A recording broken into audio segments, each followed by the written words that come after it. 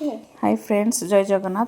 आज आम बनवाक जाऊे ओडिया मानकर फेवरेट माछ बेसर। फास्ट आम लुण हल्दी लंका गुंड मछरे गोलेकी भल भाव धोईकी लुण हल्दी लंका गुंड गोलेकी भाजी नहींचे। तापर आम आलू भी भाजी नहींचे। नेक्स्ट आम जा सोरिष बटा बनिया सोरिष जीरा सुखिला लंका रसुण गोटे पेस्ट आम बन नहींचे।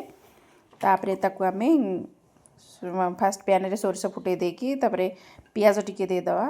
पियाज भलसे फ्राई हो सारापर तापर आम ताकू टमाटो ऐड करवा।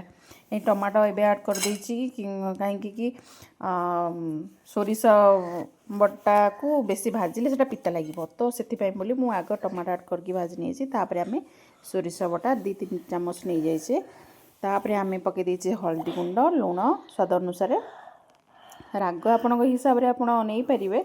मुझर आमर तो टे लेस स्पाइसी खाऊ तो आम अल्प टे नहींचु। मोर जितक सारा रेसिपी सब आम लेस स्पाइसी लेस ऑयल आम ही बनाऊँ हेल्दी। तो तापर मसला हो सारापर मु गरम पानी करके रखी तो ताकू देदेली।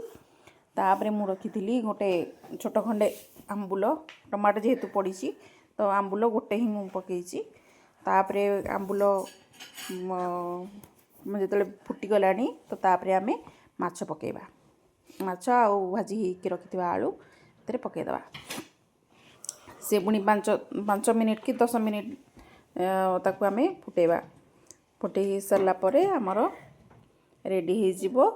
हाँ तापर आम धनिया पत्र टी ऐड करवा। धनिया पत्र टी ऐड करवा। आपण मानू जदि मो रेसिपी सब भल लगुच तो मोर चैनल को फॉलो करंतु एंड देखंतु। सब लेस ऑयल एंड मसाला रे आमे सब बनी थाउछु रेसिपी सब।